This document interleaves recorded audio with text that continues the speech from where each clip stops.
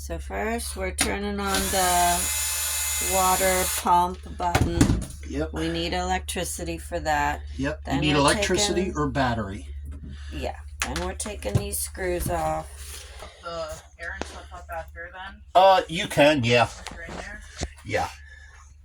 So this is a 2-valve system. Mm-hmm. So, was the hot water working this year? I don't think we've ever had. Well, I think the hot water you need the propane tank, and we don't usually do that. Yep, you would need propane. So this is already bypassed. Okay. This is in a bypass position. Okay. This is shut off, Uh-huh. and this is diverting. The handle shows you which way it's going. The water's coming in here, diverting up here, and then going. So that's actually in the winterized position. Okay. Right now, the way it's located. So then in the summertime, we would turn both of these so that they're... Yep. So that's where I was telling you. Okay. Hook up to the garden hose first, run water through everything, then come in here and flip the valve. Okay. Then it'll take a little bit to fill that water heater up, and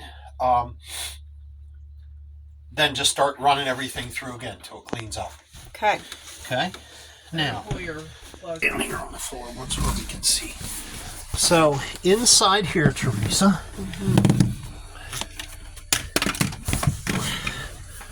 get some stuff out here.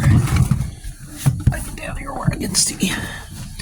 Okay, so back here, can you see that white valve? We're just right back here. Yeah. There's a valve there that looks just like those. Okay, right now that's in there. Okay, so I'm sorry, there's actually 2 valves. There's one there and one behind it. Yeah. Okay.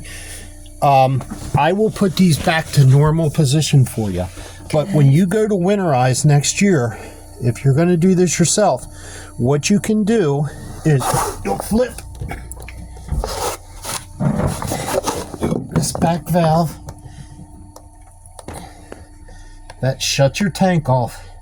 And all these valves will only go one way and a quarter turn. Okay? All right. So that opens this line up to suck out the antifreeze. Okay. So you'll take this hose here and you'll put it in a jug of antifreeze. Yeah. What's that? Yeah, it does have a pump kit. Okay. So that's what you'll do. You're actually closing the tank, which is the back valve, and opening the pump to drain to get out of your jug. And then from there, then it's going to be business as normal. Okay. Like we're going to do. So I put this in a and she'll do that for container. you. You'll be able to see it. She'll do it. 3 or 4 gallons of antifreeze. Right. And there's a certain kind we should use? Just RV antifreeze. RV antifreeze. Okay. I'm going to tell you, freeze on it. You want to buy good antifreeze. Don't buy the Harbor Freight or Tractor Supply $1.99 stuff. Okay. What you'll have is horrible water the next year.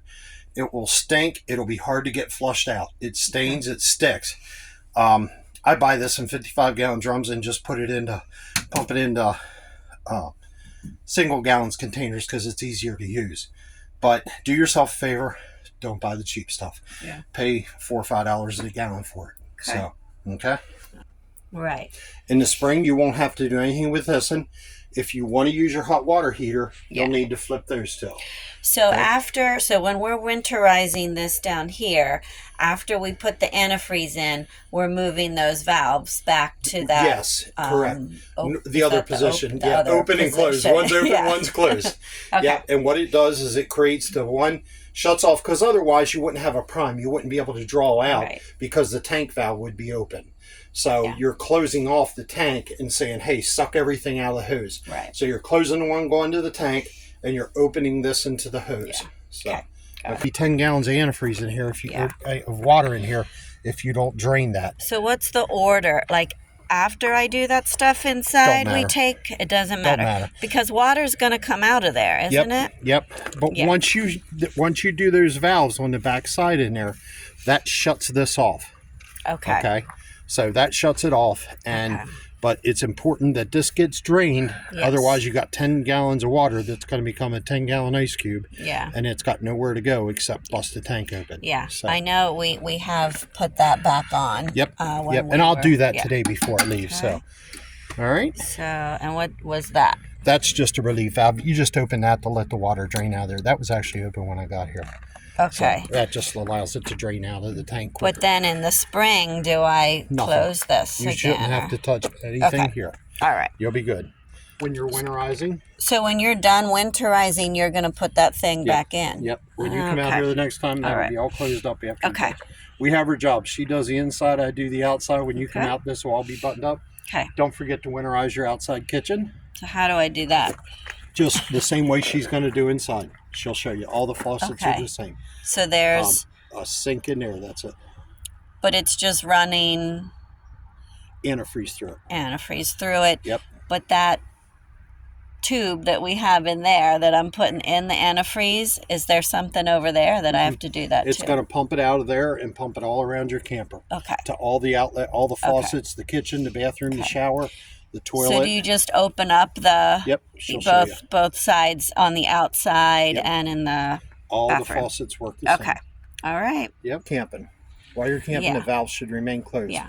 When your tanks are starting every couple days, the gauges lie. They never show you they're horrible. Yeah. So every couple days, every other day, go out and pull your handles, let everything drain out. Yeah. The gray tanks, that's all you do. They make conditioners that you can sell that's supposed to keep smell down and keep them clean and blah, blah, blah and all that. The black tanks, some of the models have flushers on. I didn't see one on this where you actually hook hose and it flushes. So if you feel that you're getting a buildup in your tank or it's not cleaning out, they make a long pipe that has a sprayer on the bottom that you can screw onto a garden hose and go in there and open the toilet and go down through the toilet and spray that way. Okay. Or take a garden hose in there and hold the foot valve open and put, 5 minutes worth of water down there. Yeah. Then open the outside valve and let it flush out. Okay. And just to try and take any solids or any paper that might be sticking on the sensors or on the inside to help that go out. So and that's really about all you can do. Yeah. Okay. Yep. And do you say, well, I guess it depends how much you use it, but like once a year would be enough to do that, or? It's up to you. If you're not getting a lot of smell or it doesn't. So some of the toilets you can look down through and you can actually see the bottom of the tank. I don't know how this one's piped. If you see a buildup of solids in there, then you might want to do it more often, like monthly. The thing to this with any of the RV toilets, the best thing that you can do is water is your friend. I mean, when you flush that thing, after you use it, just hold the pedal a little while longer. And all that water, because that water helps to bring everything out. It's not like your toilet at home where you got that big bowl that's shoving all that water, that gallon or 2 gallons of water down through. In this, if you just flush it and leave it go, you've barely got 2 cups of water down through, So water is your friend. Let that thing run. Put as much water in there as you can. So to answer your question, I can't say. If it was mine for all that you do, if you're using it, if you're up here every weekend, I would probably once a month. We use it like once a month. So, then once a year is probably enough. Okay. So, all right. Do you use chemicals in your toilet? Some type of chemical? They make different chemicals, which aren't a bad idea to put in your black tank that will help break down the solids. And that's not a bad idea. It just helps, rather than waiting for the water to react with the solids, it just liquefies everything. Can you recommend something, whether it's now or email or text or something? I can. In fact, I have some in the trailer that I personally like to use. Okay. I can hook you up with that. It's not real expensive. And, sounds good. I think it's well worth, even if you use a pack each time that you're up. I think it's worth using. That's good to know. Just waiting to get all the water. So what he's doing right now is he has the air hooked up. So this is the air pushing the water out through. Okay. So this was the residual that he said about was going to be in the lines and why having extra is good, the extra antifreeze and stuff. This one, with it being the first one I opened, will be more compared to the rest of the shower and the bathroom sink then. So almost ice cream container full. So I'll dump this and then I'll head to the bathroom. Okay. But if I'm not blowing air through, I'm not going to do this step. No, correct. Right? Yep. Okay.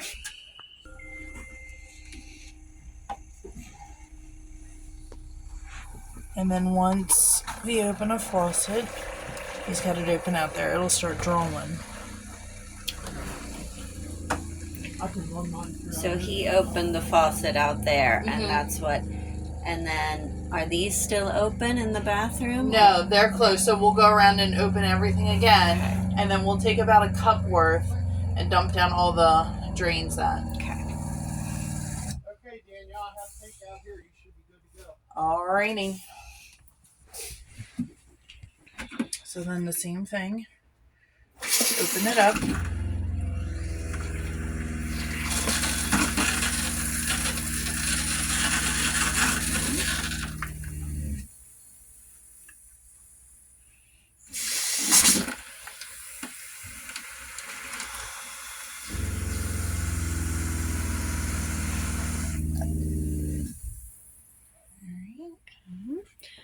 You said about a cup.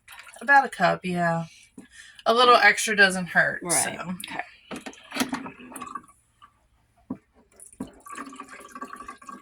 I always do extra on the kitchen sinks. Okay. There. I'm going to switch the jug to make sure I don't run out. Yeah. Okay.